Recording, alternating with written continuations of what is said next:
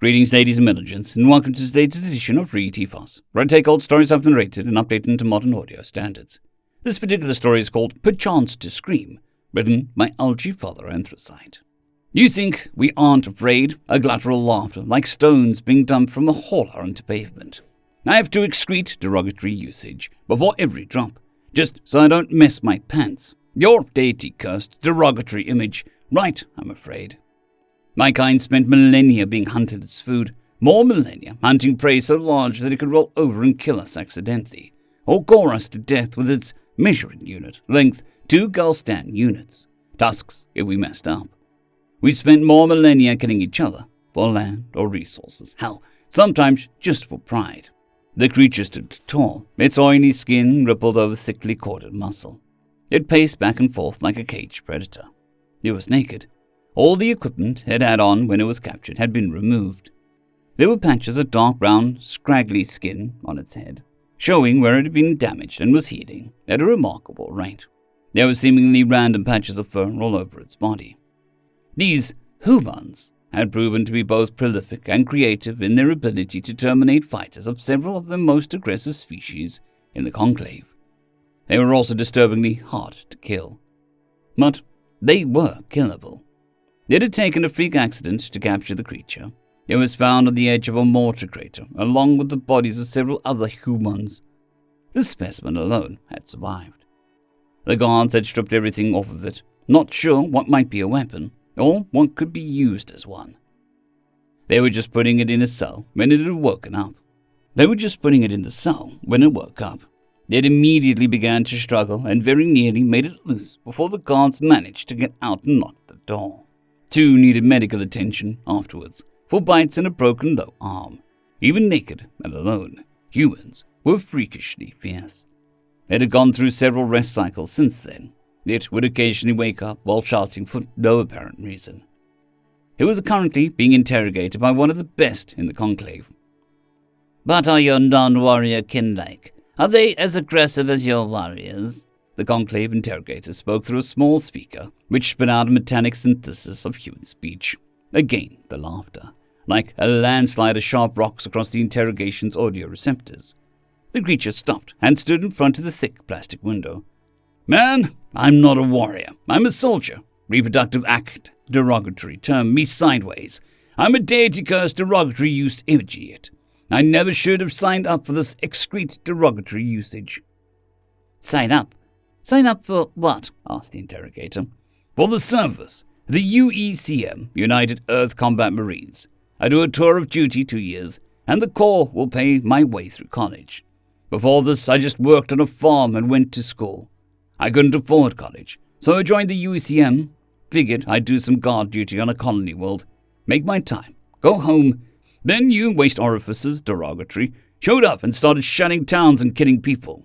The human sat on the protrusion that served as a bed, which struck out from the wall. The energy it had shown while pacing seemed to drain out of it. I just wanted to see some place that wasn't home, get an education, get off the farm. The metallic voice asked, You're a farmer?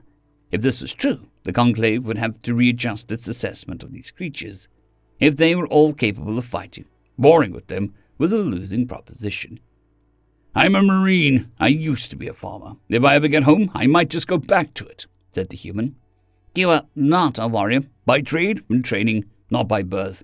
My clan doesn't have things like that. Anyone can do anything, more or less. You were trained to be a warrior. Why would you retrain to do something else? I signed up for a couple years because after the Corps would pay for me to get trained to do something else. Some people sign up for longer, though. The human laid down on the protrusion. I'm tired. I want to sleep. I don't sleep so good anymore. It's the untranslatable. They make it hard to stay asleep. What is nightmares? Came the reply after several moments. Humans sleep. They go unconscious. And while they are asleep, their brains do stuff. Sometimes the stuff is a bad dream. A nightmare is a bad dream. But if it's bad enough, it will make you wake up. You dream about the bad things that happen. You dream of your friends getting killed, blown up. You dream of their blood turning the dirt into red mud and some planet measuring unit distance, photonic constant from home. You wake up screaming. That sounds unpleasant. Why do you do this, nightmare? The human blinked several times, and finally did not open its eyes. It said softly, "Because you killed my friends, and you didn't kill me. And my brain won't let me forget the fear I felt as they died, all around me. It'll play it back, over and over, looking for a way to fix it, or a way to make it not my fault, in harsh, high-definition, gory detail, until I cannot take it anymore. Then I'll wake up screaming, 'Leave me be. I'm going to try to sleep.'" End of story. Story number 2. Gods May Forget, written by PD46 Lily. I lived millennia. I've seen things that now only exist as bytes and bits in cyberspace. I've seen things that have been long forgotten, that have vanished from everyone's memory but my own. I've seen cities grow and cities fall. I've seen old gods wane and new gods gain power. I don't know why I've lived so long, or how. Maybe it was a fluke of genetics. Maybe divine intervention, if you believed in such things. There was a time when I could not think the way I do now. My memories of that time are different, but remember them I do. My memories of my first few centuries are emotions and scents. They do say that smells trigger the most vivid memories. My first memory is of a young girl. Then my name was Roxy. She was playing with me, a game of tag, and all I feel for her is love and a need to protect her. After tag, we always ran after the horses pulling their buggies. I remember her getting older, and after a time, weaker. Games of tag turned into slow walks in the park, then me sitting by her bed as she sleeps more and more.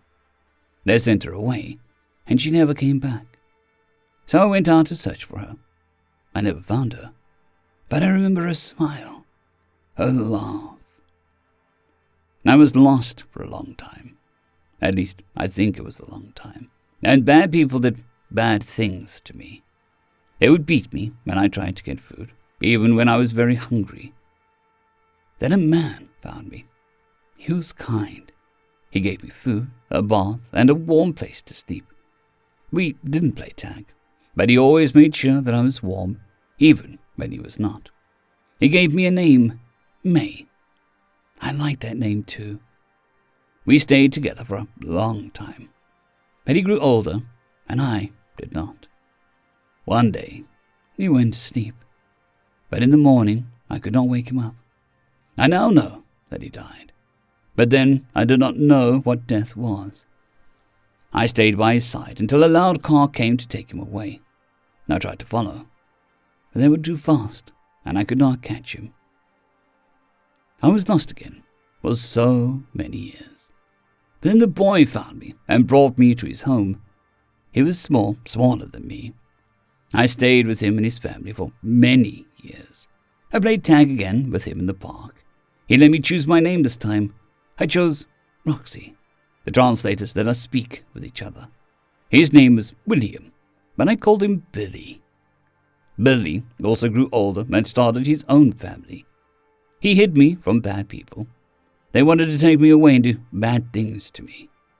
He told me that I never got older, and bad people would experiment on me to find out why. Maybe even kill me in the process.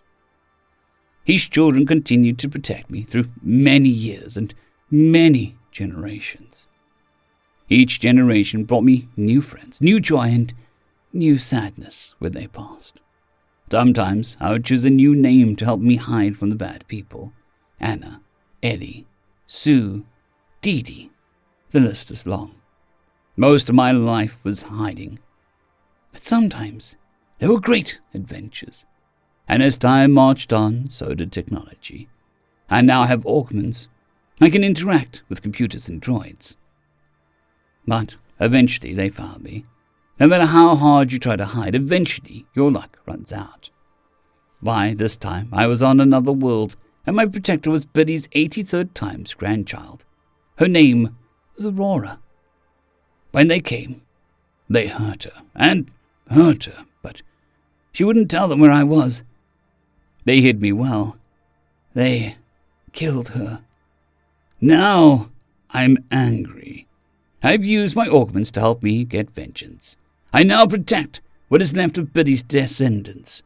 I have had many names in my long existence, but my favorite was always Goodest Girl, because gods may forget, but dogs always remember.